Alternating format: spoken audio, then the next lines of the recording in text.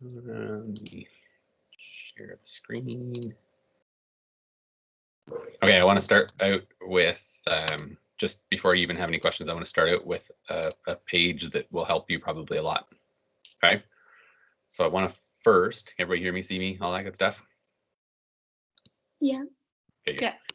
And I've got recording going, screen sharing, good, everything's going. All right, so I wanted to start out with to point out something that's probably fairly obvious, but you may have noticed over the last little while that some questions are easier than others.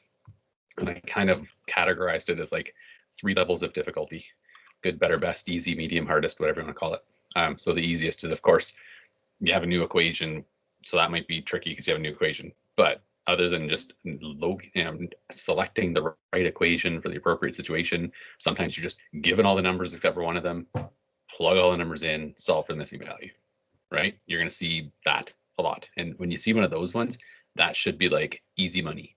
You know, you're on a test and you're like, ooh, I know the equation for this because I've got it on my equation sheet. They've given me everything except for one of them. I literally just have to algebraically solve for the missing piece. Okay. That has to become like easy peasy, right? The medium level, everybody knows what I mean by that then? First start here, easiest level? Yeah. Good. So like, for example, I'm going to be showing in a second, the electric force between 2 charges. So if I gave you everything except for R, you're going to solve for R. Like it's easy peasy, really. If once you know, as long as you recognize the situation, pick the right equation. The medium level is if you're given values from like 2 or more different concepts. And then, sometimes you have to like identify a concept that you have everything except for one of them and solve for that value. And then afterwards, you're going to put that value into a different concept and solve for the one they actually asked for. That's pretty common. Okay, so we saw that back with the, even like V equals IR and P equals VI. Maybe they gave you V and R, so you're like, ooh, I can get I. And then you're like, ooh, so I can get power because I have I now, something like that. Okay, that's the medium level. The hardest level, you've come across some in this course so far. Not all of them are, certainly not all of them are like this, and certainly on a test, not all of them are going to be like this. Okay, you're going to have the bulk of the questions on a test, just to help you relax a little, are going to be like this kind, where you just have to identify, plug in, calculate, right? So there might be on a test, there might be 4 of these, maybe 2 of these, and then maybe 1 of these. Picture that being a good mix of difficulty levels on a test where the bulk is the straightforward stuff. If you know what you're doing at all, you're going to pass the test, no problem, right? This might guarantee, knowing this might guarantee like a 70s, and then knowing this brings you up into like the 80s, 90s, and then knowing this puts you to like top level of like 98 or whatever, roughly speaking, marks distribution wise.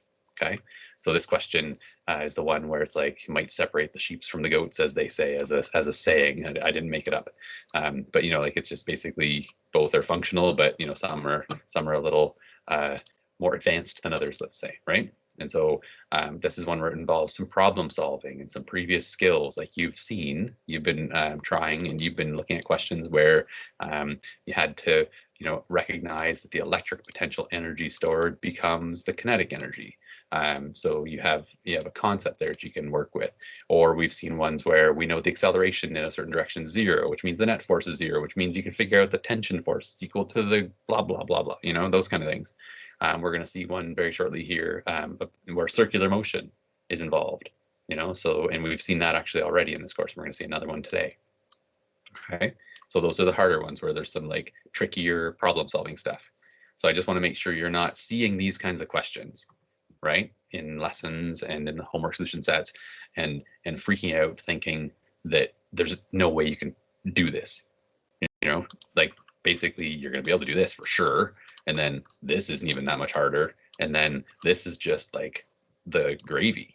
Like that's something you shoot for sure, but it's not gonna make or break you if you can't if you end up not being able to do some of these on a test or whatever. So does that make sense? Does that relieve your stress level a little bit? It makes sense. Okay, good. So here's the big thing that I'm, I should have pointed out more definitely at the beginning.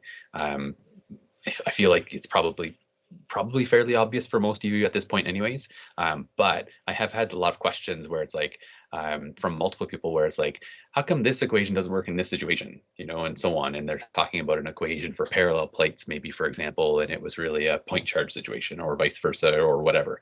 So I just need you to look at this top sentence for now, where it's like, make sure to pay close attention to the situation described in a question and pick the equations that from the equations that apply. I just typed this out this morning, so there's some editing to be done here as I go, that apply to that situation, right? So we started out this year with talking about 2-point charges, Q1 and Q2, right?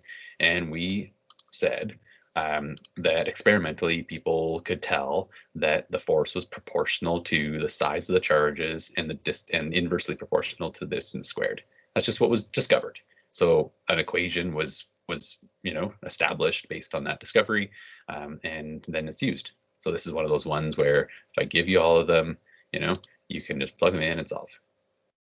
Okay, so I'm going to carry you through all of the concepts on this equation sheet and encourage you, you're doing a question in a review section for a test or an assignment or whatever, and it's, they're saying 2-point charges are a distance, blah, blah, as soon as they say something like that, you should be picking this equation with confidence, saying this is the one that I need to use this equation. And even think about your given. Your given is going to be like Q equals 7.2 times 10 to the negative 7 coulombs, and Q2 is going to be a value, and R is going to be a value, and the K value is known, So you picture if your given has a list of things that you know, right? So if you're like given Q equals a number, Q equals a number, R equals a number, and K of course equals the 9.0 times 10 to the 9, and they're like FE equals, obviously you're going to look at that stuff there and say, oh, I'm going to use that equation. Okay. I'm just going to change the color of that to be green or something. Okay. So next step. The next big concept we did was electric field strength. And I just want to emphasize some of these things are concepts that I feel you should take to heart, internalize, start to know as obviously as you do the concept of speed, for example, right? Just intuitively know what it means. So intuitively, what does electric field strength mean? I'm just undoing here. It means that we're talking about force per charge. Okay, so picture trying to lift up a brick, right? How much force there is per mass gives you an idea of how hard it is to lift a brick. That how hard it is to lift a brick is the force per mass, number, value, whatever. And the how hard it is to lift something on Earth is very specific to Earth because there's a certain gravitational field strength, right? And so how much, if you were on a different planet, a brick might be harder or easier to lift up because the field strength on that different planet might be bigger or smaller. Okay, so we're talking about force per charge as a concept. So the ones that are concepts that I feel you should not even have to look up an equation for, I'm putting purple as a designation for it, and saying, okay, this is a key concept, right? And so to go along with that key concept, the field strength concept is force per charge, F over Q, right? So this F over Q thing is a fundamental, like if you don't know the formula for electric field strength, it's because you don't understand what the heck you're even being asked. So make that connection, understand that, and now all of a sudden that's not an equation that's stressful anymore. They give it a curly E label, which I don't know what they should have used instead, but that's sort of the weirdest part, right? Curly E, that means force per charge. Similarly, by the way, think of like force equals mass times gravity. If we solve out G equals force per mass, that's like curly G, I guess. Curly G is magnetic field strength. It's newtons per kilogram. That's field strength of gravity. So this is gravity field strength. So that familiar 9.8 number is, of course, that's 9.8, right? Meters per second squared business. That's familiar to us, and that's literally the number to do with Earth that goes along with saying, oh, I'm familiar with how strong gravity is on Earth. So if we went to a different planet that was smaller, like less mass, then you'd have a smaller number than 9.8. Or if you went to a planet that has more density and more mass, then you'd have a bigger than 9.8. Okay, so the idea of electric field strength is very obvious once you know what the heck you're talking about. I'm showing here that this other equation is something that, knowing the previous two, you can actually develop this one if you ever forgot it, or didn't have it on your sheet, or whatever you want to think of it as, right? So basically what we're saying is, oh wait, I know the electric force is kq over r squared, so there it is. And we're like saying force per charge, so one of the q's cancels out, and you're left with kq over r squared. Okay, so the q that's canceling out here is the test charge, right? The one that's like responding to or feeling the effects, right? This is the q that is feeling force, right? That is feeling force of Fe or whatever, it's feeling the force of Fe from the other one.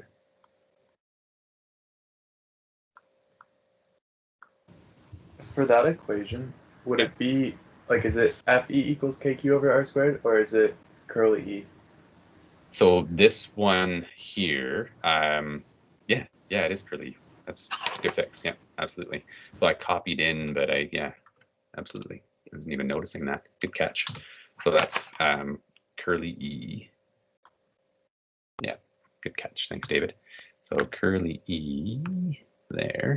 Yeah, it's the equivalent equation, of course, right, to the other one. It's just in kq over r squared terms instead of force per charge terms. Good catch. All right, so those two are the first things that we did in the course, right? We did this first, then we talked about fields like crazy, like what the ideas of fields, what the heck it even means, and then we looked at field strength. So that's the first three main topics once we got into this stuff, if that is. Of course, we talked about grade 9 and grade 11 simpler stuff like Ohm's law first. So the next thing we did after force was energy. Okay, so think energy with these ones here. I can even emphasize that a little bit on my sheet.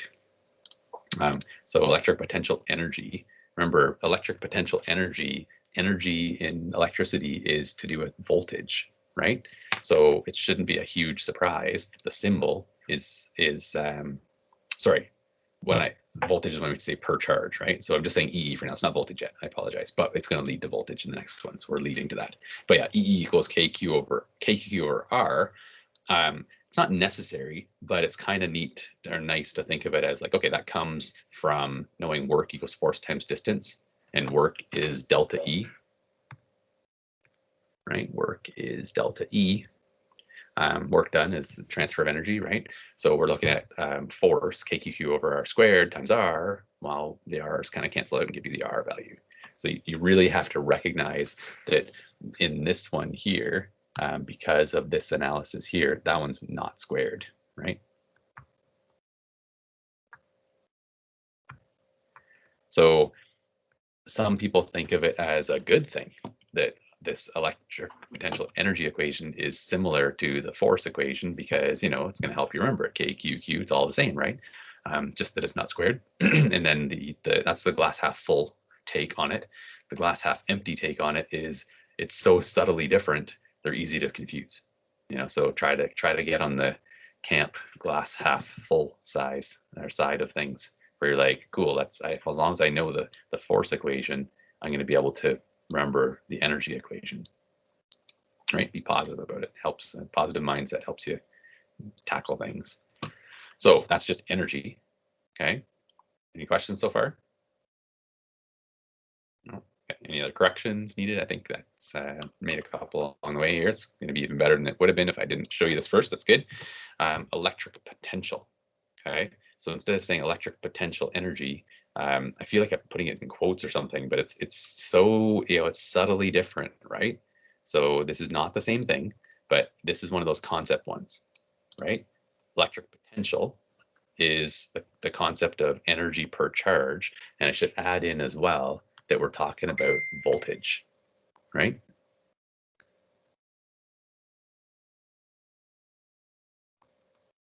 Okay, we're talking about voltage when we're talking about energy per charge. So the concept for that one, the concept-based equation is pretty easy. We're going to have the V for voltage, and it's energy per charge, E over Q. E over Q is your concept to do with electric potential. Now, of course, we're not always going to, have the electric potential energy. We might have the charges and the distance between and stuff, right? So we take advantage of the fact that we know that EE equals KQQ over R. We put that in, we divide by Q, Q's cancel out, we're left with a formula for potential, KQ over R. So notice this one's KQ over R squared. That's the force per charge. This one's KQ over R, so it's the energy per charge. Just like here, this is squared for force and R for energy. A lot of similarities, right? A lot of parallel differences between them. So electric potential, right? This is the one where I pointed out that this is the energy per charge that a charge would have at a location R relative to the zero energy level it would have at infinity. So at an infinite distance away from a charge, another charge doesn't have any energy relative to the one that it's really far away from. We don't write this as delta, right?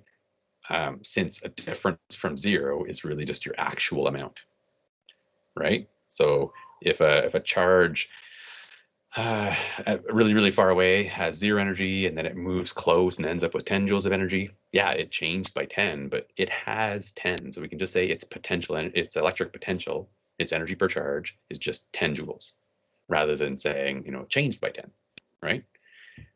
In comparison to that, we are going to want to be able to compare the electric potential between two local spots. And literally, if we're talking about electric potential, and now we're talking about electric potential difference, the only difference between the two concept equations, this should actually probably be a purple square because it's kind of a concept equation, right? Where we're like talking about potential difference. And so we're talking about the difference. And so the difference in the potential corresponds to the difference in the energy. Just to clear, as part of the explanation of this, we're talking about the difference between two local spots. Okay, between like point A and B relative to point charge, or at points A and B across the parallel plates if a voltage is applied. We're talking about the electric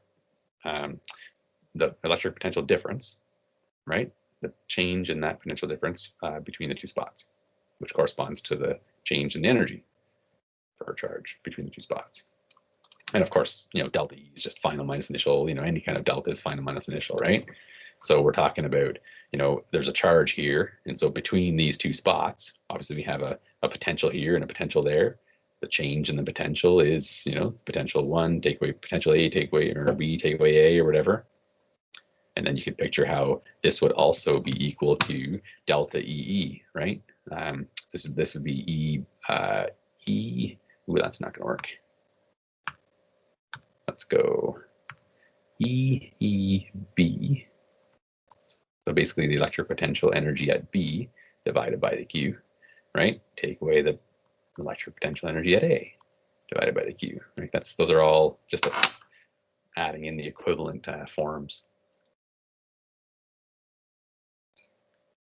So this is going to be posted as a file, as a PDF, print it out, and just keep using it, right? So when you look at a question, you're like, oh, what kind of question is this? Remind myself what the, look at the sheet to remind yourself what the equation is, and do that on tests and quizzes too. You have equation sheets for tests and quizzes. In the past, I'll probably do the same thing again. I'm not sure, but in the past, I've always said like your equation sheet should just have like equations on it, right? And so you might have to use this to help yourself learn it and get really good at it all, and then have an equation sheet that's just equations for tests and quizzes, if that makes sense. Assuming we end up back in person, because otherwise I don't have any control over any of that whatsoever anyways. But the purpose of having control over that would be to try and help you and motivate you to end up understanding it, of course, right? Last thing you want is someone to say, oh, I don't have to learn this. I've got that equation sheet. I can just look at it. It'll tell me everything I need to know. So moving on, any questions right now? Okay, so we did, so we did voltage, so we did force per charge, energy per charge, the difference between energy per charge. The next big thing we did was we talked about voltage applied across parallel plates. This equation is very much a developed equation. This one here, I would say, is like a experimentally logical question, or equation, I should say. You know, like, of course, if I have more charge or whatever, you know, the force is going to be more, and if they're further away, the force can be less. So these ones have very experimental logic to them that I think are, you know, it's something you should recognize and understand. This one down here, I would say, is an applied, sorry, it's a developed equation. And so the fact that the, you know, electric field intensity, the force per charge, right? So this is, of course, force per charge, field intensity.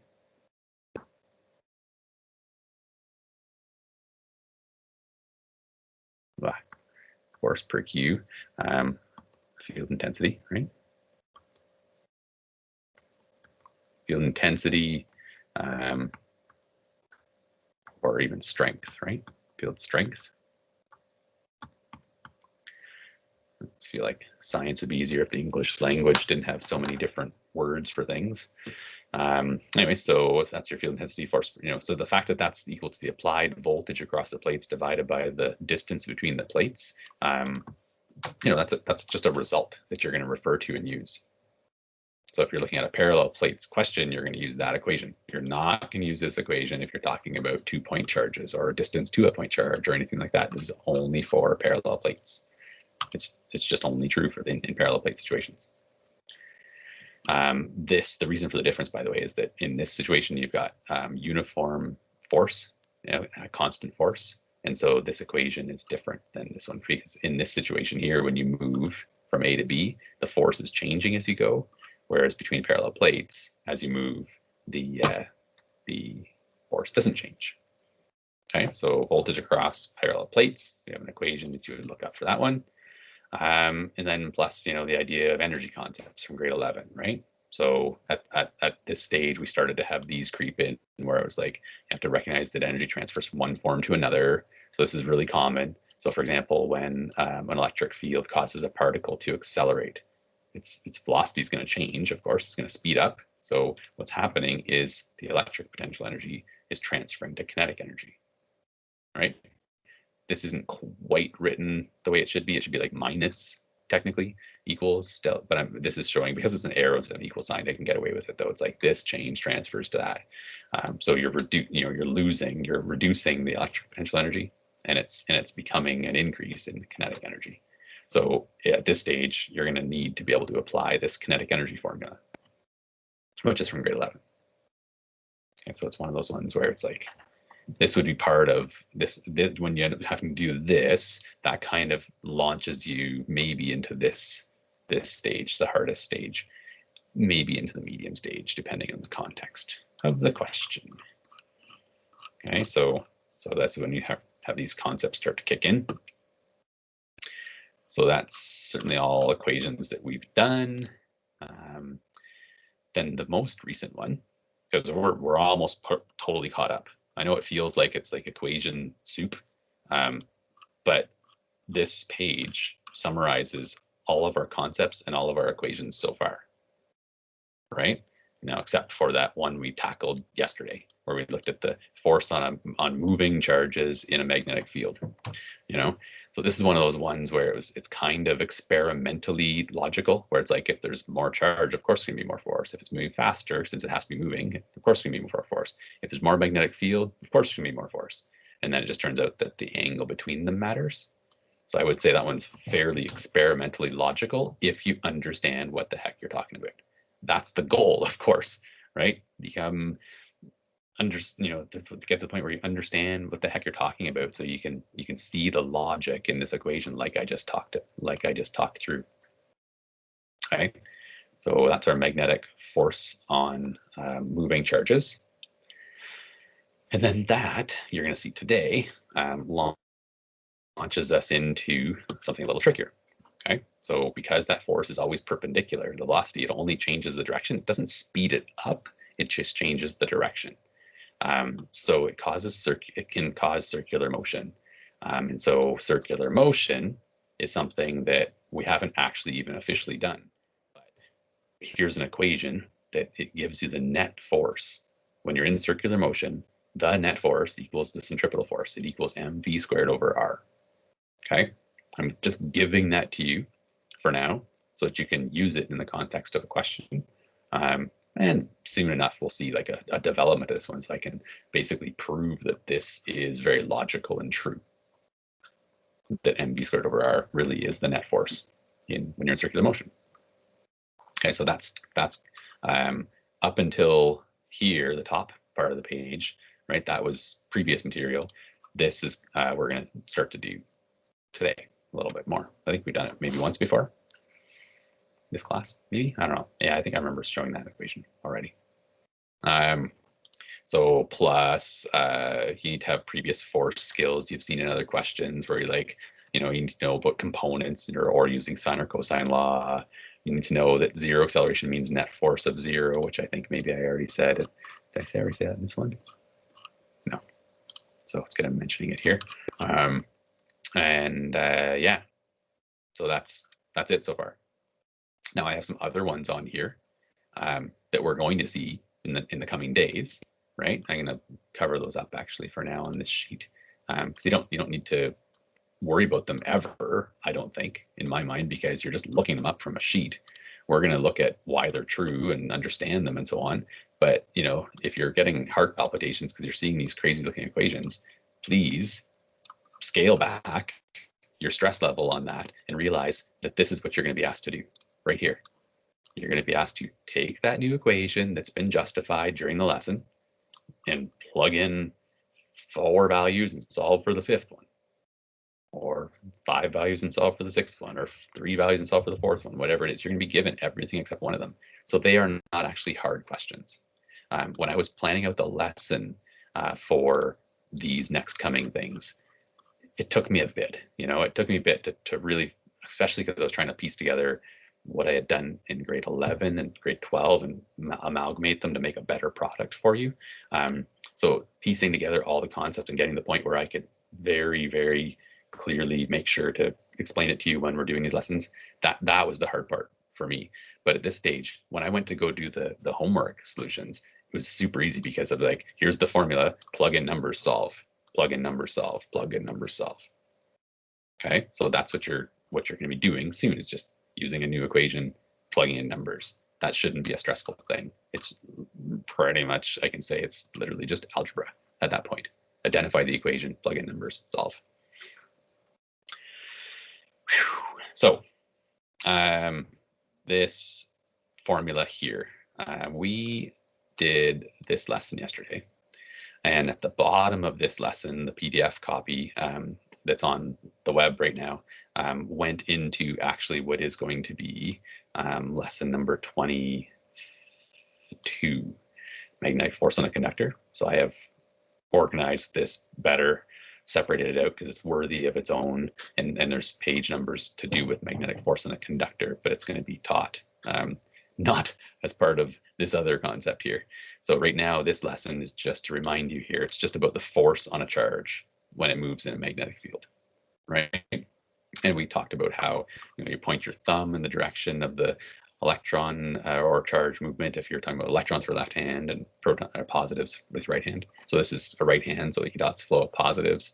The fingers are stretched out, pointing the direction of the magnetic field, and the palm, whatever way your palm anatomically naturally faces, is the direction of the force on the charge.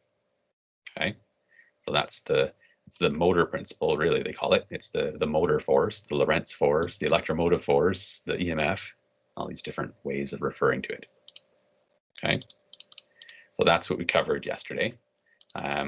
We also looked at field strength. That's cool, whatever, they're the units of it and so on. We talked about the angles between and so on. So basically, this, is the easy version of those things, right?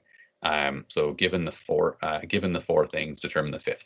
I don't have an example of that, worked out right now in the lesson, but you're going to look at some of the questions. If you have your textbook or print out whatever you have of it nearby. I just dropped it in the textbook. 396. Number 2, for example, it says, it's moving with a velocity of a certain meters per second. Oh, they gave me v. Let me go to the equation. So I'm looking at number 2. The equation, I know it's where is it? There it goes. QVB sine theta, right? So they gave me V, great. And there's a magnetic field of 1.2. There's the B. It says that it has, so it gives the Q, the B. Oh, they said that it's a magnitude and direction of the force on a proton, right? They gave me the Q value because it's a proton. So that's a positive 1.6 times 10 to the negative 19. So they gave me Q, V, and B. And they gave me the angle by saying, one's this way, one's that way, or whatever. So you end up knowing it's 90 degrees based on what they're saying. So literally they just gave you all of those and you just calculate the magnetic force. Okay. When it gets trickier, and that's what we're going to focus on here because it's the trickier skill we need to establish and grow and be able to do. They get trickier when you start to look at what happens as a result of those forces, right? And that's the one where it's like, okay, well, the force is always perpendicular to the motion, so it causes circular motion or deflection sideways in some cases, right? And so you got to be able to sort of weed your way through those ideas. So we're going to focus on that. So here's an example we're going to focus on first. This one isn't so much circular motion, by the way, actually, but it does have some review concepts in it. So let's just read this together here. It says an electron initially accelerates first through an electric field and then subsequently into a magnetic field. And the parallel plates have a potential difference of 24 volts across them. So I would prefer to have this written where it's like, okay, we've got a voltage of we got a voltage somewhere here, we got a battery, and looks like I have to hook up the battery the other way. So let me just, for convenience, have it like this, right? That's my negative side, my positive side. So we got a voltage applied there and a voltage applied there, right? Making this be the negative plate. And then we know, in quotes, in air quotes, we know that the negative electron is going to have an electric force on it sideways, right? Because it's going to repel, right? It repels from the negatives. So picture the negatives here repelling the negatives there, right? So it's going to accelerate to the right based on the diagram we've got here. So they told us the 24 volts. So if we're going through and we're listing what we know so far, we're like, oh, there's a delta V of 24 volts. And it is okay to say delta in this case because it's, from one side of the plate to the other, right? We got A and B spots, it's like A to B. Makes sense. So we've got a voltage. They said the magnitude of the field is 0.1 Tesla, and so on. And so they give you, so it goes into a magnetic field where it has a 0.1 Tesla. So they give you the magnetic field strength over here. They're reminding you that you should be able to look up or know the mass and the charge and electron. And they also are pointing out that the X's represent the direction of the magnetic field. Okay. So what we're starting out with here is a review of how we'd figure out what speed it would even get. Okay, that's what we're going to start with. Then we're going to do a second question, part B, where we're going to be entering into a magnetic field with a certain speed, and then we're going to determine the magnetic force that would be on that charge. So we're not doing the circular motion stuff yet because we're not being asked like, what radius of a circle would it end up traveling in or something. But that would be obviously like part C could be what radius, radius of resulting circular path would be something that could have been asked. We can maybe go ahead and do it if we feel like it. Okay. So you're looking here at this first part A question.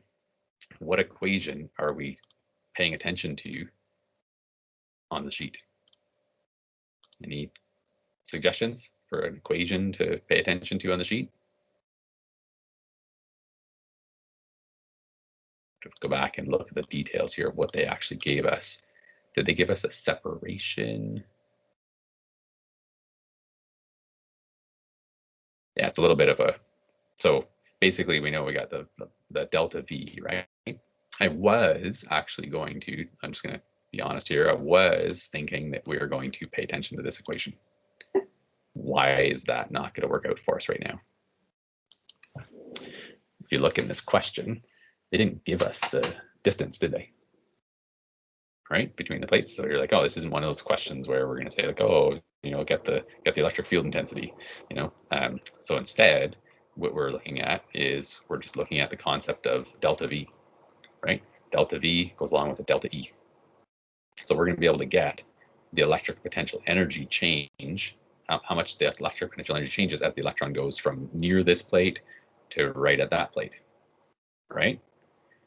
That energy, let's go back to the equation sheet again. That energy is transferring to kinetic energy, isn't it? So that's going to be our next logic step. To say, oh, that energy is transferring to kinetic. So I'm going to get a number, I'm going to plug it in, I'm going to figure out the speed.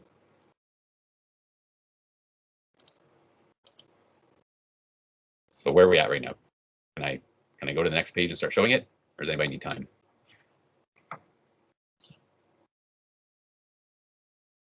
I think you're good to move on. Good to go? Okay.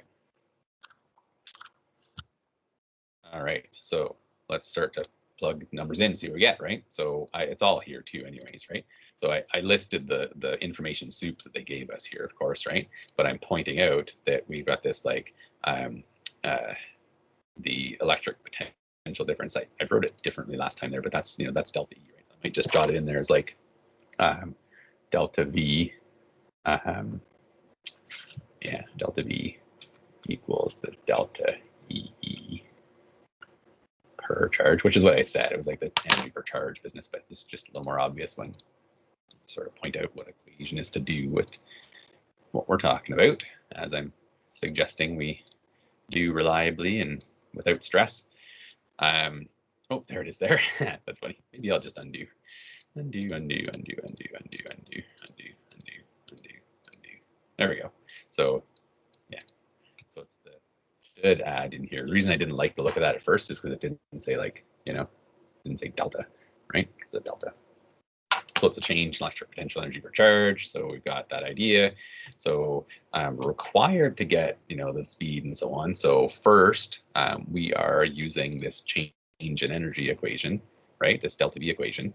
They solve it. Like this is why I don't like the solutions in textbooks and stuff like that sometimes, is they start with this delta E equals, whatever. So you're like looking on your concept based formula sheet here and you're like, I don't have a delta E equals, what the heck? But of course this delta E here solves quickly to beat that formula. So I much prefer and always make sure in my teaching to start with the equation, right? So basically, yeah, it would be delta V equals delta EE per Q, and then it's just like multiply both sides by Q, and so on. So then we're like, so we've got this equals Q delta E. So they told us the charge because they told us it is an electron, and they told us the voltage change, the delta V, and so we're able to get how much electric potential energy change there was. Okay. They didn't put signs in here. This unit isn't quite like the motion unit was in grade 11, where the signs were like all powerful and all important and told you things that mattered. So instead of thinking of like the negative from here because it was an electron, meaning this is a negative, and then saying what that means, instead you're kind of better off just saying like this is energy that was released, right?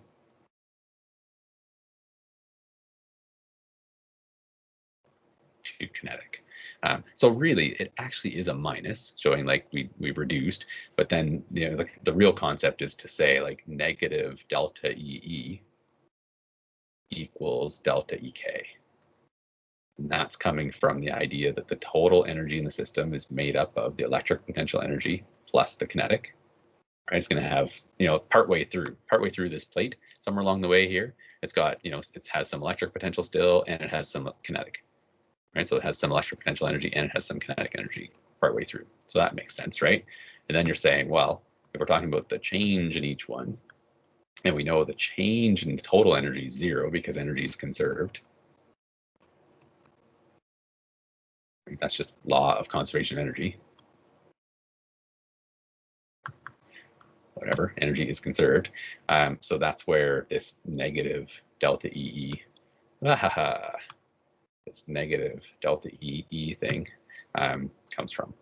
Okay, so that's really what that all kind of means. But anyways, yeah. What does the M and then the little e mean? It's up Mass of the electron, mass of the electron. 9.11 times 10 to the negative 31, but they only gave it to 2 significant digits. Okay. And then they could have said QE there too, would have been kind of similar naming strategy, right? QE would be, charge on the electron is negative 1.6 times 10 to the negative 19. Okay, so like I said, the signs here aren't really the end all and be all, but in this case, they luckily, coincidentally more than anything, did actually make sense. Instead, you'd be wanting to look at just the logic of it, because it could have been a positive plate and a positive that's repelling, and this would still be the correct answer. The negative, negative of a negative number equals the EK. In other words, we're ending up with a bunch of positive kinetic energy. So see how this positive case would actually be a positive, but we'd still want to have the negative, and we wouldn't naturally have it. So you can't rely on negatives. So people don't usually put them in because they don't actually mean what you think they mean. Okay. So basically, since this is released, right? Since this is released, it's a negative value because the electric potential energy is decreasing as it's repelling away from where it has the most energy.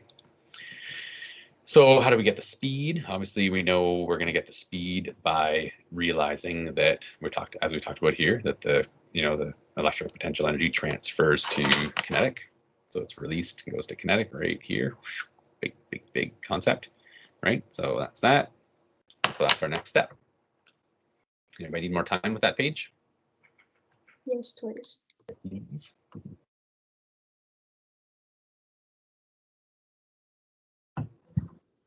So, Mr. Horn, does it matter that you're changing it from delta EK to just EK, or are they the same thing? So that is exactly the same discussion as technically this is delta, right?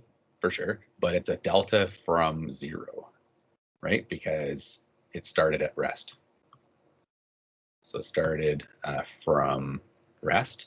And so, yeah, it's great that you asked that. It's just delta EK is the same as EK. Yeah. Okay. Great. Sorry, Right. this is kind of like a dumb question, but what's like the K? Like, what is EK? I'm sorry, I must have missed it. Kinetic energy, that's all. It's the energy due to motion. So we looked at that in grade 11, where we talked about, just if a baseball is flying towards you at a certain speed, it has a certain amount of joules of energy if it hits you in the shoulder or whatever, Okay. All right. So we're going through saying that change becomes the kinetic energy, of course. Don't worry about the sentences there as much, but we're looking at EK equals, So they solved for V first and then plug numbers in. So there's that energy, right? Plugged in and the mass and so on. I said last over here, but I could have done this instead, right? Or you could put the numbers in, of course, right? And then solve for V. I prefer this. Absolutely, I prefer this. Some people prefer manipulating the equation. I haven't met too many of those people, but they seem to be textbook authors. Textbook authors seem to prefer the idea of manipulating the equation first. But I prefer to have this, because then I could calculate this to be a number. So this is like a number with V squared. And then I've got simpler stuff to do in my calculator, and then I just divide out that number and end up with the answer. To me, it just seems like algebra we're used to, right? Solving for V. So I'll let me know. Does anybody need more time with this page? I'm assuming someone does, so I'll wait a little bit. I'll ask again in a little bit.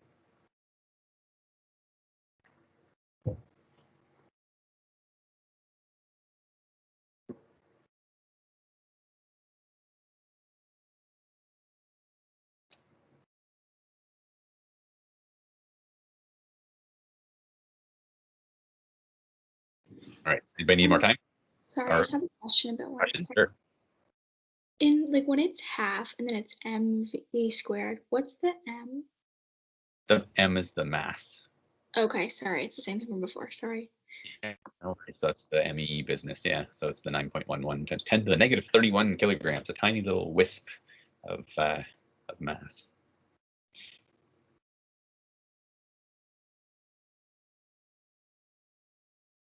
So does anybody need more time with that page? Okay. All right, so determine the magnitude and direction of the magnetic field, magnetic force applied to the charge. So that's when we say, okay, yeah, we focused on, where am I at here? We focused on this equation at first because that's the concept we were talking about. We're talking about a potential difference, energy transferring to kinetic. So we used that one and we used this one. Now we're talking about a charge moving in a magnetic field. So now we're talking about a QVB sine theta. And you're going to see they're going to give us, they're going to give us Q's and V's and B's. So we solve. So in the question, they gave us the Q because they know the charge in an electron. We know the V now because of part A. They gave us the magnetic field. So guess what? Q, V, and B. We got it. So the equation for the force on a charge, I put rather than directly on a wire. We haven't done that one yet, so maybe I should delete that from this. But this is an equation specific for a charge freely moving, like flying through the air kind of thing, right? Soon we're going to look at the combined effect of all of those forces inside of a wire and talk about the force on a wire itself. But that's the next lesson. So QVB sine theta, Q's and V's and B's plug in, angle plugs in, force gets calculated. So that's the force.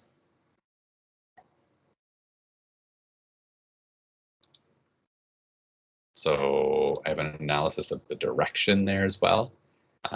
Maybe I'll leave that direction analysis until that gets finished up. Shouldn't take too long, obviously.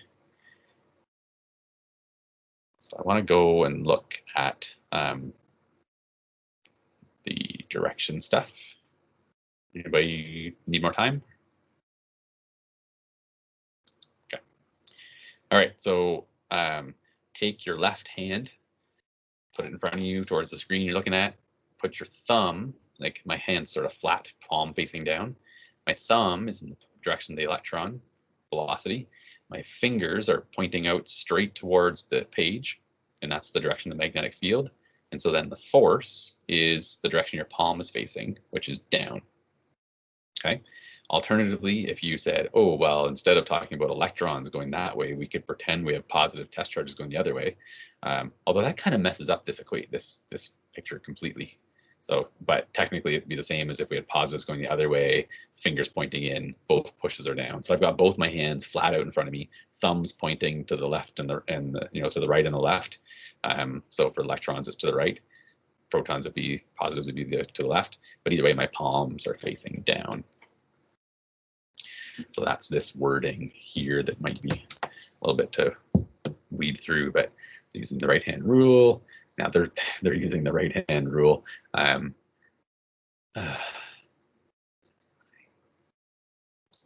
that's kind of awkward.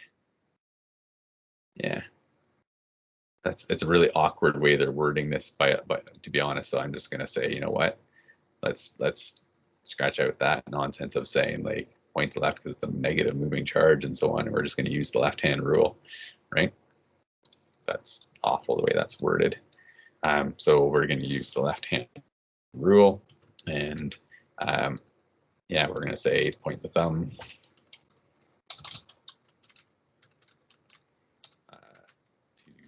left of electron velocity. Or velo, as they say in baseball. Point thumb to the left and of left hand, thumb of left hand.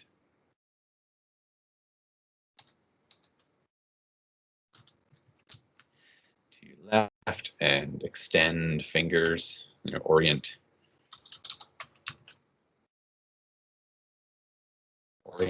hand so that fingers can extend in the direction of the magnetic into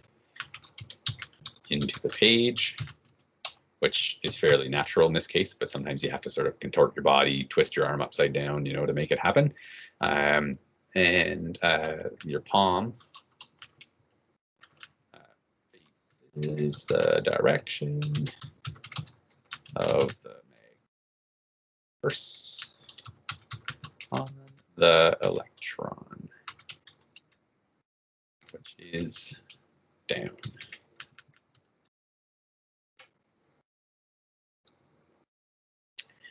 So something like that is what we should be able to do.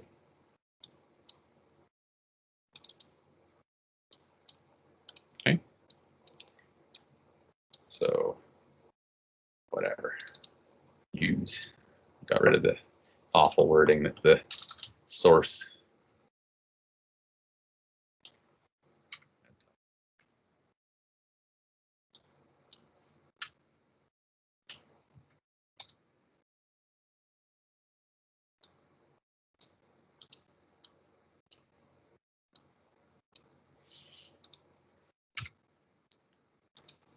So that gives it our direction and everything. So now we're saying, oh, so it has a certain force on it down, right? Oh, darn it. It's a problem of preparing things in advance and then forgetting it was there. But anyways, so get rid of that. We already did it. Okay, so that's that one.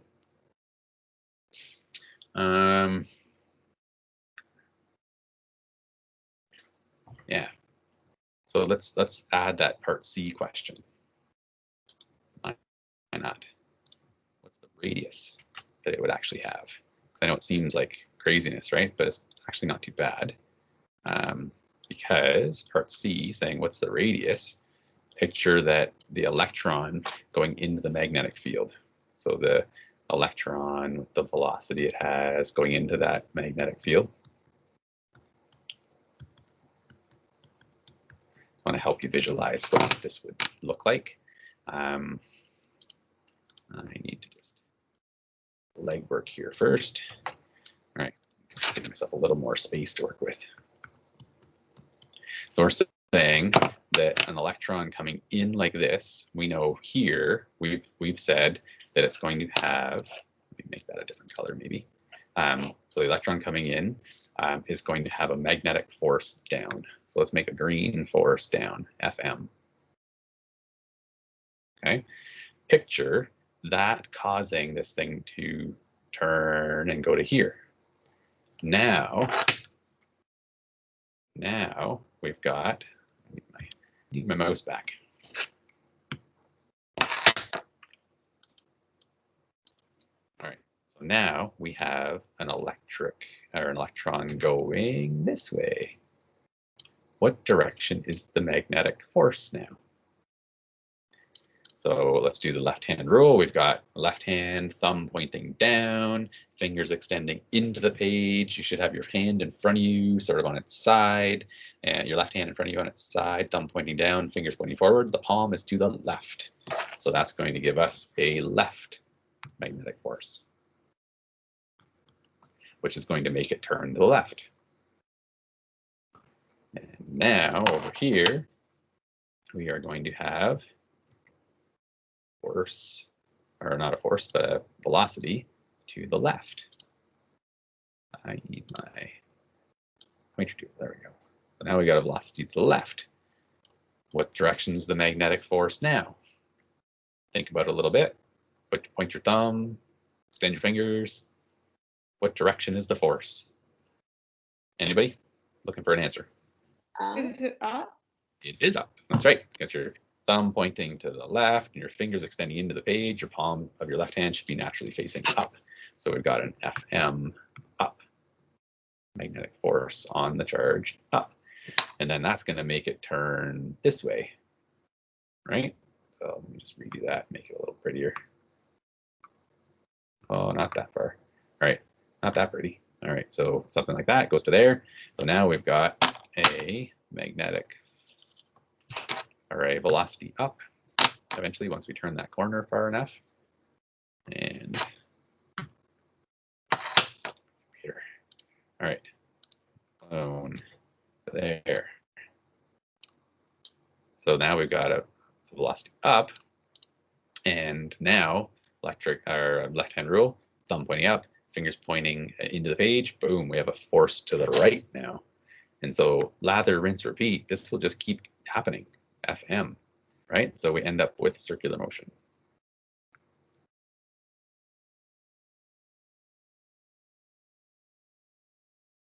So we saw a video yesterday of an electron beam, you know, bending and curving and whatnot, and then they adjusted the voltage so it actually like successfully went actually in a circle. That's what we're talking about. Okay, so in circular motion, F net equals FC.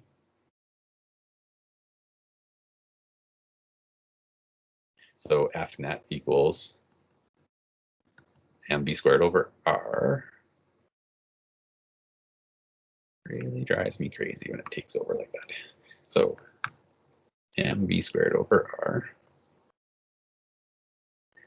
And so the net force is just the magnetic force, right? This green force, this Fm. Let's go like this.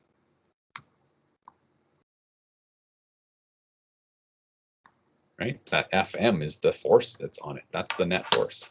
So we can say the net force, Fm, right, equals mv squared over r, coming from what we had said there.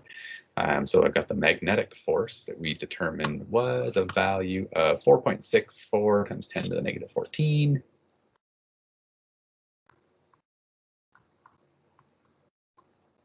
That is going to equal the mass times the velocity squared times, so that's going to equal, oh boy, that's going to equal the, just move that around, make some room. So yeah, equals the mass, which is the 9.11.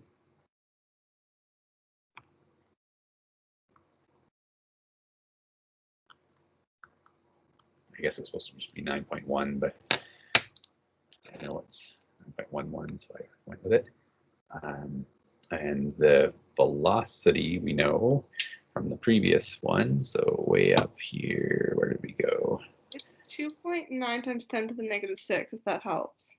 Perfect. Yeah, that's what we had from wherever it was, right? So or not negative 6 to oh, the yeah, 6. The 6. 2.9 times 10 to the 6, going super fast. That's right. So where's my 2.9 times 10 to the 6? So thank you, Sarah. I'll put that in. 2.9. And that's meters per second. And we're squaring that big number. And then we can solve for the radius, right? So the radius, we're looking for it. We can actually solve for it. It's crazy. Works good. So yeah, we would just solve it out, right? So, you know, obviously, can I just trust algebra's working for us these days? And, you know, we know that we would do the 9.11. So 9.1 I'll just do to keep the two significant digits that they had. So the 9.1 e to the negative 31 times 2.9. Was it 2.9 times 10 to the 6? Is that what it was? Am I remembering that right? Did I get that right? Yes? I think so. E to the 6. And then I'm just dividing by the 4.64 e to the negative 14. And I just solve for r. If anybody needs help with the solving, let me know. I'll show it. But I'm kind of hoping we're at the point where it's like, yeah, okay, I get it. So this would be 5.7 times 10 to the negative 11 meters. That would be a teeny tiny little tiny radius, right? That's very small. So this question wasn't designed to be something where you visualize a circle or like a circular path. So basically the electron coming in would get to a magnetic field, and then it would just go like this, come in like this, and it would go right there. It would be in that tiny little circle. I suppose it would probably go right away, rather than waiting till the middle of it, of course, right? So move stuff over here. No, you know what I mean, right? Like that. Right, or just as soon as it gets to that magnetic field, it's just going to spiral into a tiny little circle. Questions? Anybody need time on that page? So for circular motion, is the centrifugal force or whatever always equal to the magnetic force? Yes, because the circular motion is being caused by the magnetic force. Yep. Okay. So the net force is the only force that's on it. There's only one force on it, so it has to have. If it's in circular motion, it has to have a net force equal to what's called actually the centripetal force. We'll get those words and lingo down in the unit when we cover that specifically. So it's a weird word, right? Centripetal. I'm not pronouncing it wrong. It's actually how it's supposed to be said. But anyways, we'll get there. Yeah. So that is sort of the idea of what we can do, right? The next question. Well, this is using what we just talked about, right? But the magnetic force has no effect on the magnitude of the velocity because, of course, it just makes it go in a circle, right? It's a force sideways all the time. So I'm not leaving that page for you. You can look at it later if you need it. So calculate the mass of a chlorine anion. So atomic number 17. Who cares really, because they're telling you that it has a charge, and they're going to tell you, I don't know, do they tell you the mass? Oh, calculate the mass, right? Calculate the mass of it. So this is actually kind of neat because back in chemistry, we keep talking about the mass of atoms and so on, right? Guess what? We can actually figure out the mass of an atom this way. So that answers something. In chemistry, I feel there should be more attention paid to how we know things. I may have been eavesdropping a little bit lately, and I keep hearing about electron negativity, and I haven't heard any explanation about how they know it. How do they know the electron negativity? How do they measure it? That would give a little bit more concrete understanding about things if that was asked. So someone should ask that. How do they know electron negativity? How do they determine that in order to figure out if it's going to be polar or covalent and all that stuff, or ionic and so on? Anyway, so what did they give us? They gave us the charge, they gave us the applied voltage, they gave us the magnetic field, and so on. So this is a very similar question to the other one, right? It's going through potential plates, between horizontal plates with potential difference and so on, and then it goes into a magnetic field. So maybe this one I just leave for you to look through on your own, because it's literally the same question as what we just did. Right, it's going through parallel plates and then into a magnetic field. And so you can calculate this one for practice and see if you get the numbers you're supposed to get. So, Just a question: does it matter if that's a negative, or is this the case where we can just figure it out afterwards? What is that? Sorry, though. If the charge is a negative. Yeah. So this is the kind where you'd want to visualize, in this situation, because we're talking about an anion. Then an anion is one that is negative, right? So anions, because we're talking about an anion, that's actually a negative charge. So they should have actually put in here that's a negative. But the second part, what you said applies, is it actually doesn't really matter for what we're doing. So technically that's a negative. But what we want to visualize, which we want to visualize is that we have parallel plates. And we've got an anion of chlorine. So we're talking about a Cl. Remind me, where's chlorine on the periodic table? Is that a Cl -1? I'm guessing that's probably what it is. They told us maybe it's -2 actually, because they're telling us charge of that. So yeah, it's -2, right? Based on, it must be in the periodic table, it must be 2 columns over, right? From noble gas. Anyway, so it's Cl -2, right? And then so it is repelling from the -1, but the idea is that the electric potential energy that it has here, right, converts to become kinetic energy.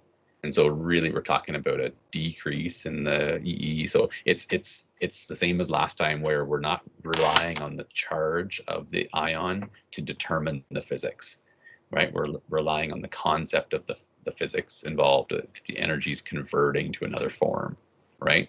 So really what we'd have here is negative of this decrease. And so this becomes, well, actually not at that stage, but so here we're just saying delta E period, but then we're saying this is a reduction, right? And then the next step is to say negative delta E equals delta E equals the delta EK.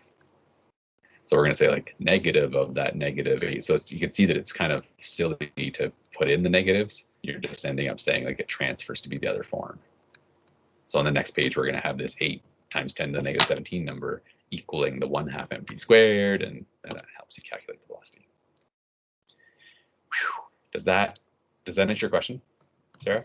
Yes, it does. Thank you. I just wasn't sure if it mattered that the negative was forgotten, but yeah. Yeah, and it's awesome that you noticed that it was forgotten. Basically, it was kind of forgotten for that reason, is that it doesn't actually matter. But yeah, so now we've got kinetic energy in there. So then we're saying the mass isn't known. Is it harder in this case or not? Oh, yeah. So the magnetic force equals the centripetal force, so the QVB sine theta. So it's a little bit weird because, this question is a little bit harder. So maybe it's good that we're sort of seeing the idea and we're saying like, yeah, I understand what's happened so far. Now, the weird part here is that we can't get the velocity because we don't know the mass, right? We're looking for the mass. So that would definitely be a stumbling point for a lot of students along the way, where it's like, wait, I don't know the mass, I can't figure out the velocity. But what you do know is that the net force equals the magnetic force. And so you know the mv squared over r equals the qvb sine theta. And what they've done is they've put the v from the previous line of thought in. And so check it out. We've got the classic, idea that mass doesn't matter for acceleration if the force is because of the amount of, if I'm trying to say, like, same with gravity, where it's like the mass doesn't matter. Right? Oh wait, that's not true. Like we can't have mass not mattering because we want to solve for mass. Sorry about that. Right? But either way, we've got 2 numbers in there. We're going to solve out for m. Squaring everything, working out the numbers gives us the mass. But it was based on the same magnetic and circular motion physics that we just went through in the other question. So let me go full screen there so you can see that for a bit. So I'm not really intending for this to necessarily be copied down right now. I just want you to look at it and say, do you understand what I'm saying? Or can you look at this later and say, yeah, this makes sense? So you should be able to, because we got this should have been here, like delta V equals delta EE over Q, right? Which becomes this equation, lickety split, plug in the numbers, get the change in energy. That change in energy, of course, becomes kinetic. But the problem is that we don't have the mass, so we just have to temporarily say, okay, well, so far I've got this at least, right? And then the V, right? And then so then the magnetic force equals the centripetal, and you put that velocity in. So now, boom, boom, boom, we can just solve for m, which is pretty slick. Okay, so you can actually see that the knowledge, the physics knowledge, this is a common thing that you're going to hear people that are honest say.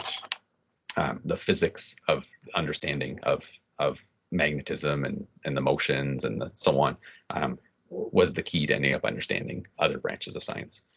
They wouldn't have been able to figure out the mass if they didn't understand how physics works. Astronomy wouldn't exist if the physicists didn't invent telescopes. Like it goes on and on. Biologists wouldn't be able to see the small stuff without microscopes. Like it's in that you needed physics to understand how to make a microscope. Like it's kind of neat, I think. I might be a bit biased, but I think it's pretty undeniable. So, questions? I have a question. Sure. So when you take a bucket full of water and then you spin it above your head and it stays in the bucket, is that because of centripetal force and all the forces adding up or something? Yeah, so what's happening in that scenario is you have a bucket above your head, right? And you got water in it and it's not falling, but it's because that bucket is tied and it's traveling in a big circle. So we're going to see this later on in the course for sure. But we have this motion, right? And so basically for this water to be in circular motion, F net, right? F net must equal FC because it's in circular motion. So basically as soon as it's in circular motion, not supposed to say circular motion, but my pen's not responding well to my technique here. So it's in circular motion, therefore the net force equals FC, right? So then you can say like, well, we know F net equals forces added up, right? So FC is net force for sure. Don't ever, we haven't done this unit yet, but don't ever list FC as a net force, as one of the forces, sorry, in the net force addition, because FC is the net force, right? It's not, FC isn't a force on it. FC is the result of all the forces on it. So what you have to look at is like, what forces are on this bucket? Well, there's a tension force down, so FT, right? And then there's also gravity force, right? So what happens is if you spin this fast enough, right, then the tension force, well, so if you spin this fast enough, gravity isn't strong enough for this. So maybe the centripetal force might need to be, say, 50 newtons, right? If the gravity is only, say, 40 newtons, then you're actually going to need 10 newtons of tension force to actually make it travel in a circle. And so in this scenario, it would be spinning fast enough that the extra tension force is making it go in a circle, and the acceleration from the gravity just basically it manages to accomplish to get it to go to this location when the bucket also gets to that location. Does that sort of make sense? Yeah, I was just wondering how it worked. Yeah, so that's the idea. Totally, we haven't done it yet in this course, but we're going to. But yeah, when we get there, it'll all hopefully make lots of sense. Yeah. So if the centripetal was 50, but the gravity was say like 60, right? Then you can tell you'd actually have to have this like a negative 10. And so instead of this being a string here that's holding it, it would have to be like a stick that you could physically hold the bucket up above your head. In which case you can tell the extra 10 newtons of force that we have from gravity is going to cause the water to fall on your head. So hopefully that, yeah, but we'll get there for sure when we do the circular motion unit. It's pretty cool. So when we do the motion unit, we're gonna try to just get through that uniform acceleration stuff again as a quick review, and then we're gonna try and apply it to cool situations like this. That's the goal. So 22, if we're ready for that. This is the one that almost happened by accident yesterday, but it's really going to be one of these situations where you're given a new equation, and so you just use it. Okay, these equation, the questions in up here, some of the questions in here could have been harder. I don't think. I don't remember if they are or not. Like because of the circular path. But yeah, what number 4 says calculate the radius of the path. You know, so that's one of those ones where in number 4 in here, you're like, ooh, radius of the path. Okay, I have to think about centripetal, you know, circular motion and centripetal force and so on. So some of these have a little bit of that trickier edge to them. These questions for this new equation are, you know, I think for the most part are just like, hey, plug in numbers, right? So this is the one this is the one we already know. Okay, this is just the force on a charge. Okay, we are going to use that one to figure out for situations when we have force on a wire resulting from that force. So this one equation works great when charges like an electron are just, you know, flying through a magnetic field. The more common situation, of course, is when you have current carrying conductors, right? Everybody has current carrying conductors happening in their house right now. Not everybody has electrons flying through the air, you know, and changing direction. We used to. TVs used to be that way, right? As I showed in a previous lesson, but not too many people have a cathode ray tube style TV anymore in their house. Anyway, so in this situation, though, if you're talking about velocity, right, charge and velocity, so you're talking about charge and moving and so on, you can probably visualize that current in a circuit, in a wire, is closely related to the idea of the charge and the speed, right? Current and charge and speed are very, very much related to one another, right? So they're not saying they're the same, but they're certainly related. So we can't just say Fm equals IB sine theta and be done with it. We have to figure it out. So does anybody need that page longer? It's kind of just setting the stage, but if you're trying to write stuff down, I'll wait. Anybody want to wait? I think we're okay to move on. it's just ideas, right? Like I said, setting the stage so we know what we're talking about. So to develop an equation for the force on a current carrying conductor, we are due to the magnetic field, right? The relationship between the force, the magnetic field value, the current, and the length of the conductor was studied, right? And so the length of the wire definitely has to do with the quantity of charge, and the current in the wire has to do with the speed, right? And this is what was found. They found that the magnetic force was directly proportional to the current, which isn't a surprise, right? More current means more force, led to more force. That's not a surprise at all. So this is one of those equations that's going to have a fair amount of logic in it, I think, in terms of like, of course, the magnetic force that results is going to be proportional to the length. There's going to be more charges. The longer the wire is that's in the magnetic field, the more force there's going to be. The more magnetic field there is, the more force there's going to be.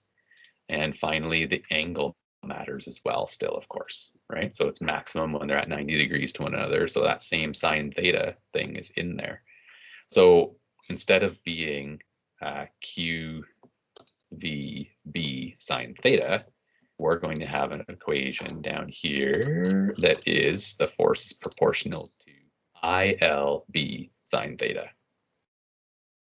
So I is the current, L is the length of the conductor, B is the magnetic field, and then sine of the angle between the magnetic field and the length and the current.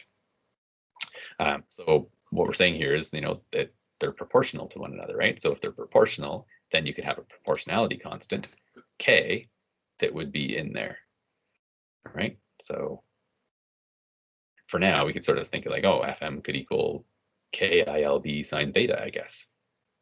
Now we're not done yet, but that's along the way, along the journey, if you will. Anybody copying, need time, or are we moving on? Need a little bit of time. Fair enough. I was hoping you were going to say that, actually, to be honest, because this is like the building blocks for understanding this equation. So if anybody's like, man, I don't need that, that's alarming.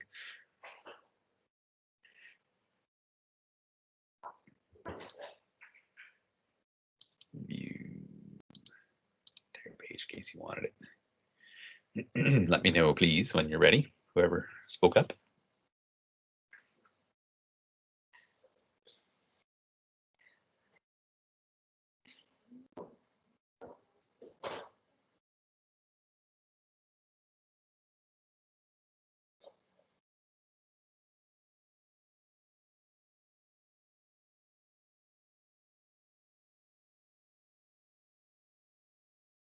I should point out that they use K a lot for proportionality constants, and they use K literally in the KQQ over R squared stuff. They're not the same Ks, right? This is a proportionality constant from a very different situation. So I find it very annoying that they use K in the KQQ over R squared. But I don't get to choose. I was born centuries too late to have an influence on that choice. Thank goodness, though, because the Wi-Fi would have been terrible back then. Are we done this page yet?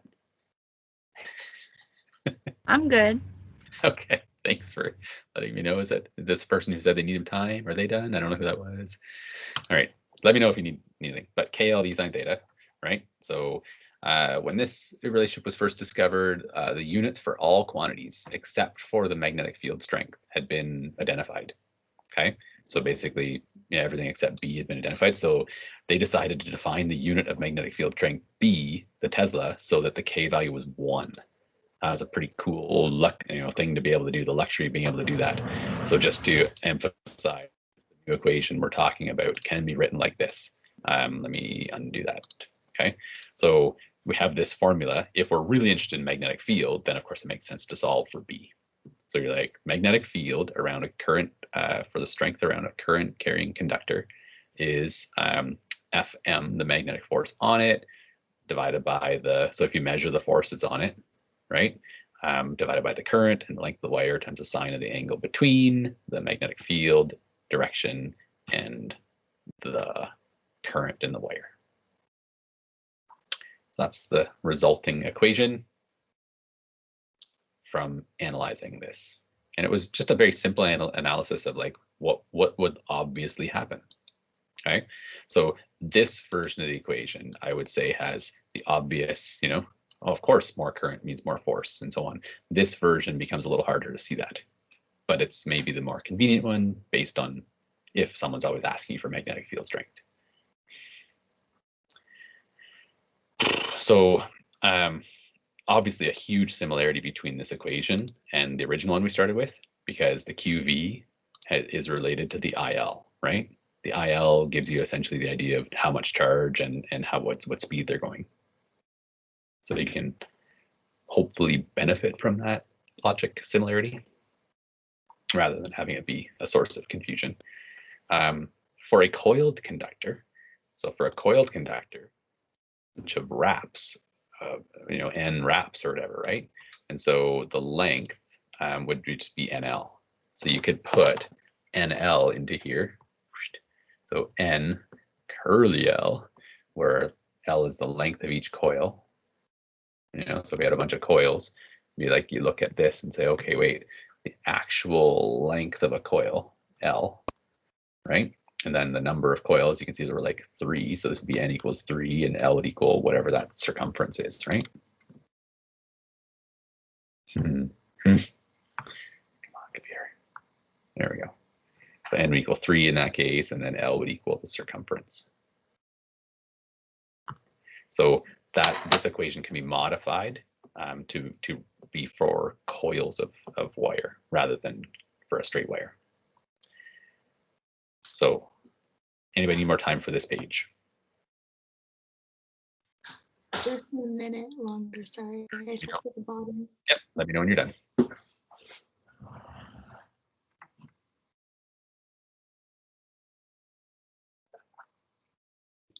Okay, I'm good, thanks. Beauty. So that, and let's go to our equation sheet then and say, you know what? There's another equation where I'm just gonna be like, hey, this is the situation. So I'm gonna pick the equation, I'm gonna plug numbers in. And so that is now down here, magnetic force on a current carrying conductor. Now, I have some more work to do first. All right, so yeah, let's keep going.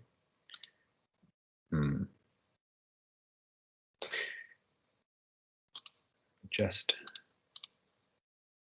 trying to make. I feel like the equation I have there doesn't match, and I'm just got to get to that point where it makes sense to me and everybody else here. So we're here for now. Okay, we've got that. Let's keep going here. So we can actually derive it instead of these very easy to understand relationships to get an equation. You can actually derive it from scratch. So you got the QVB sine theta. I'm just going to show the idea of this quick. I not want to dwell on it, but basically they're saying like if n charges are going in length L, like this, you're changing the QV B sine theta to be like, okay, n, because there's length n of wire, right? There's n such charges in the length of L. And then they point out that the velocity idea has to do with the current.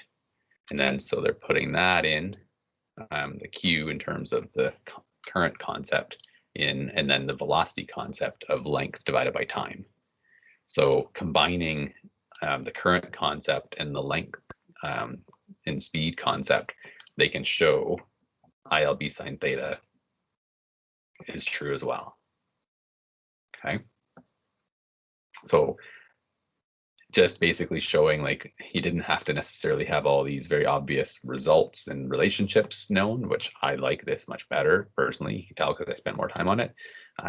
But there's a very obvious, or not obvious, but very logical, if you follow them, substitutions that can be made that actually produces the same equation. So here's an example.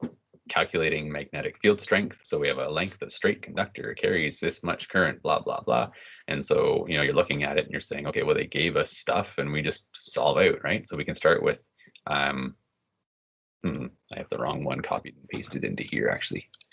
So we could start with this equation, of course, equals, I'll just throw an equal sign. Right, we could start with this equation. They are starting with the one where we've divided out. So what they have done is in this question, it says that they're at right angles. And so they have changed the right angle bit here to be 1 because it's 90 degrees. Okay. And so then they have solved for B. If you notice, B would just be, you just divide out the I and the L. Okay. So that's leading to this. It does drive me crazy when they start with modified versions because it makes it less obvious what the heck you're doing. And I want what the heck you're doing to be obvious. Go to the equation sheet, pick the equation. I feel like I better just change this one to be, I need to add an in-between one along the way here. So let's go with, let's add into this one. This is other stuff we're going to see later on. It's kind of details. This 4 pi times 10 to the negative 7 stuff is like, oh, by the way, there's more details. So I'm going to say magnetic force. I'll modify this to make better, to be better soon enough. But right now, let's grab the equation. This one here, but I'll grab it from right here, maybe.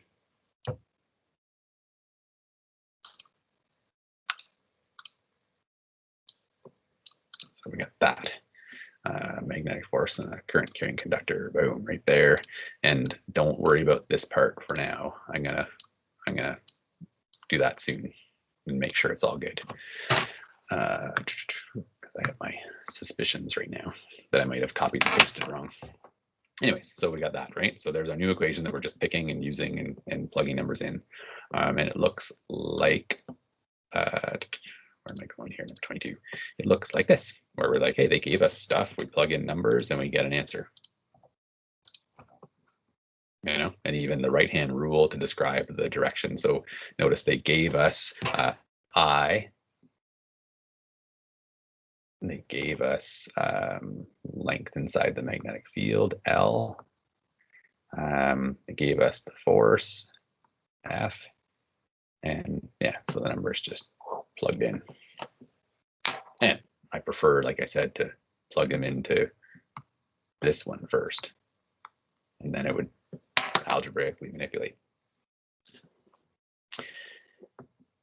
This in here, this little perpendicular sign is because of that 90 degrees, right? So because they're perpendicular, they just wrote it like that, but the grade 12 textbook won't do that as much. This one's from the grade 11. So like I said, new equation, plug in numbers, solve. Anybody need more time for that page?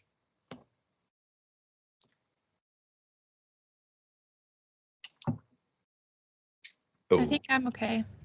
Okay. No one said they needed more time, so I will go ahead. So here's just another example of it. So take a look at it, try it. I'm gonna wait a little bit longer before I get started. This one.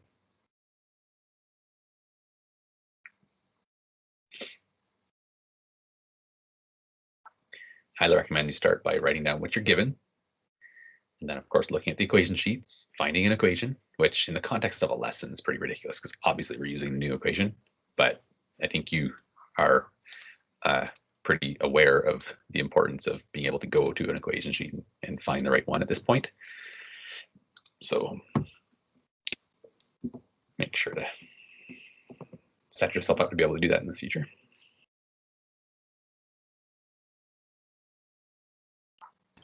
Is that 5 to the negative, like 5 times 10 to the negative 5, is that a constant on Earth?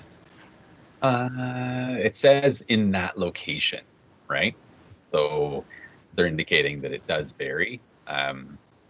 So yeah, I would say it varies a bit, but depending where you are. Okay, because I've just seen it in other questions, so I didn't know if it was coincidence or not.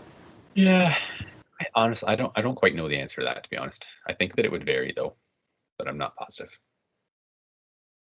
It might not vary a lot though. So I think we have given info, right? And then you're saying, hey, this is a, magnetic field near magnetic field near a straight conductor. Question. And so, of course, like I said, I just want to model this here. you say, oh, you know what? I'm going to go and I'm going to find an equation to do with that. So up here, down here, we got this thing. So let me just put that together, copy it, and say, as Bo Beckett used to say when I was in university, he was a buddy of mine in university, whenever you're substituting or putting an equation in, you come along here and you go, you make that kind of rifle noise, solve that into there. Sometimes it was more of an explosion if it was more exciting. But anyways, yeah, so there's the equation. And so we're going to use that thing. There it is, ready to go. Plug numbers in if you haven't already.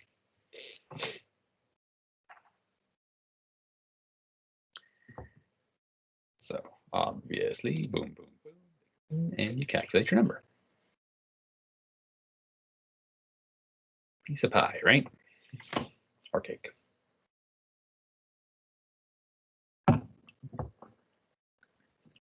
So analyzing the direction here.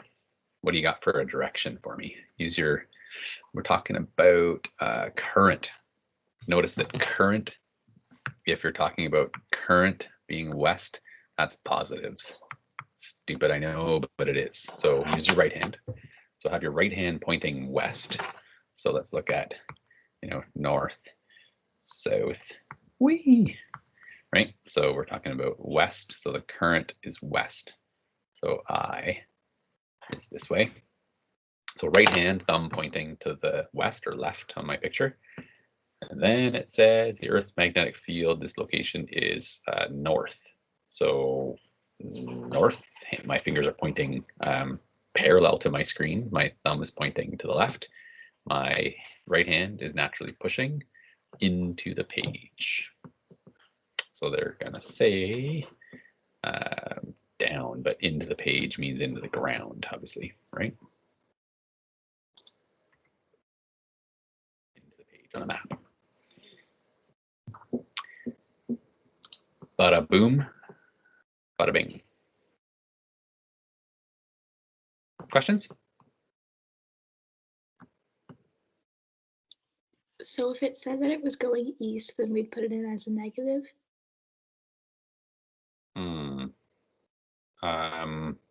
No. What would you put in negative? No, you wouldn't. No, you wouldn't. When you, it would just, you would analyze differently. If the current was to the east, so let's say if I was supposed to be a new color there just to distinguish, but so if I was east, then you'd have current this way. And which way would our force be? Your thumb now has to point to the right, and if in order to extend your fingers north, you'd have to flip your hand over. So I've got my thumb pointing to the right, got my fingers extended up. I have my hand, palm of my hand facing towards me, shows the push would be up out of the page. So that would be out of, like, instead of down, it'd be up, I guess, right? So that would lead to a point, a force that would be up.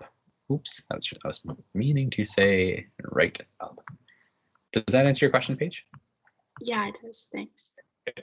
Yeah, so again, that's another example of not putting pluses and minuses in here and thinking it's going to mean anything. You have to instead use your hand rules to describe directions. With charges repelling, you have to look at where is it, to the left or the right of the charge. You know, a negative force does mean attract, but if you're to the left of right of the charge, then it's going to be attracting you to the left, right? So a positive, or you know, like, if a positive can mean to the right or the left, and a negative can mean to the right or the left, is what I'm trying to say. So you have to look at the reality of the situation, where things are here, very similar, right? Look at the orientation of forces and magnetic fields and so on. So that is this stuff. Okay, and now those, I'm just gonna double check to make sure I agree with myself here, that I'm going to say are very much you know, here's an equation, plug in numbers, calculate it out. Yeah, so in question 1, they give you L and B and I and ask for F. In question 2, they give you B and I and F and they ask for L. You know, like, it's just, those are plug it in kind of questions.